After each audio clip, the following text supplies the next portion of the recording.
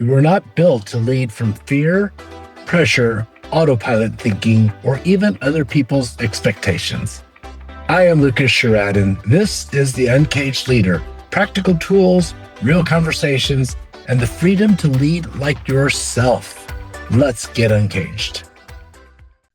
Most people who call themselves leaders have never actually defined what leadership means to them. And if we're going to have a conversation around the uncaged leader, it would be helpful if we started with an agreed upon definition. Many people inherited a definition that has come from a boss, from a culture, a scorecard. They're leading by someone else's answer to a question that they've never asked themselves. So let me ask you, what exactly is a leader? I've heard cliches, I've heard little things that work really well as sound bites, but what really is a leader?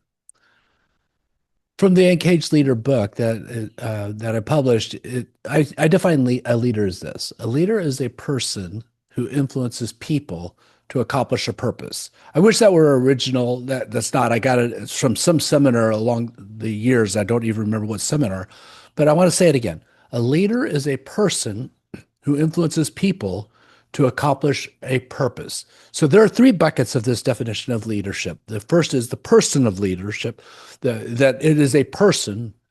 Number two, who influences people.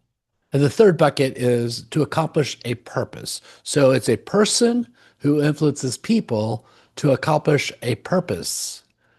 You see, one of my mentors taught me this, that leadership is teaching people how to think. And I think a lot of times we teach people the thoughts that they should have. Great leaders teach people actually how to think. That's not managing outcomes. It's not dictating a thought. It's actually multiplying capacity. If I have a whole organization with people inside the organization who know how to think in whatever way is necessary to get the job done, then I'm a leader. And so I was thinking about that a lot of times there's a huge gap between this definition of leadership and how many leaders and people who have position leaders actually show up. Because when leadership is done poorly, it actually becomes an invisible cage, it actually traps an organization. It traps people's potential. It silences voices. It forces people into compliance. And the hardest part is if we have resorted to that form of caged leadership, that command and control, you may be in a cage and not even realize it. In fact, I would say this, that if you've ever been a part of an organization with a leader who leads like that, you'll go around saying things like that. I just don't like toxic leadership. And I understand that. Nobody likes toxic leadership. However, here's the real important question. Have I become the toxic leader? You see, most leaders aren't caging their people on purpose. Nobody's doing this, waking up one day and say, you know what? I'm going to have an organization filled with caged people. What happens is most leaders are doing it on autopilot. That's all they know. They're running leadership patterns that they inherited from their own bosses, from their own coaches, their childhood, their survival instincts. They're not leading from intention. They're performing a version of leadership that they evolved into. You see, in my mind, the greatest threat to leadership isn't failure, it's unchallenged success. Let me say that again. The greatest threat to leadership isn't failure, it's unchallenged success, the kind that earns applause while the leader quietly unravels, or even worse, sells their soul to a story that doesn't serve them in the long term. I want you to ask this question. Is there a way, what if the way that you've been leading, even when it's working, is still a cage? Think about that. What if your preferences and your unconscious biases, what if your stories have quietly been making decisions on your behalf and you're not really free?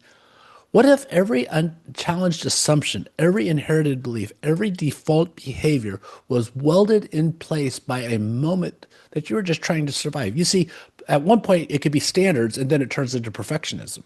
At one point, it could be wisdom, then it could turn into paranoia.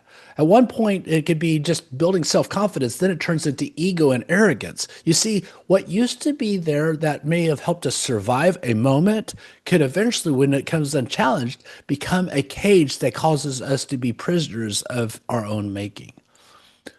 So think about the definition that we've come to. A leader is a person who influences people to accomplish a purpose. If leadership is influenced toward a purpose and your influence is being shaped by the stories you never chose, then guess what?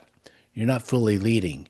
You're being led actually by your own programming. And that's the invitation of the Uncaged Leader book. That's the invitation of this podcast. That is the mission that we're on, that we want to truly lead and not be led by our own programming, that silent cage that is going on in the background that we many times are unaware of.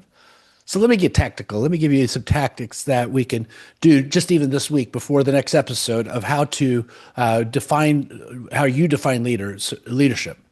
So I want you to define this. I want you to write down your answers to these three questions. Number one is, how do I actually influence people? Think about this. How many times do you resort to power, control, manipulation? Number one, how do I actually influence people? Do I do it through connection, or do I do it through fear? Do I do it through results, or do I do it through approval? Do I do it through anger? Do I do it through persuading? Do I do it through inspiration? Ask yourself, how do you actually influence people? Number two, who are the specific people that you're responsible for leading right now? I want you to list them out. And number three, what is the purpose behind the work you're asking them to do? And have you actually ever told them? Have you actually ever showed them the path to getting them what they want? Have you ever challenged their thinking so that they begin thinking in patterns and in ways that actually helps them instead of causes them just to give you formal compliance and lip service? If any of those three answers to those three questions surprise you, you may have just found your next leadership edge. You see, a leader is a person who influences people to accomplish a purpose. That's just 15 words. Simple enough to put it on a coffee cup. I may even put it on a coffee cup. But it's deep enough to spend a lifetime living up to. The question isn't whether you know the definition. It's whether the people you lead would describe what you do using those exact words. Would they describe you in that way? I hope you enjoyed today's podcast, and I hope you gained something out of it. If you did, share it with a friend. Tell some people about it, because we are on a mission to help leaders get uncaged so that we are no longer leading out of a sense of programming, but we're leading from a place of vision and decision and purpose, not out of default thinking. Hope you tune in next time.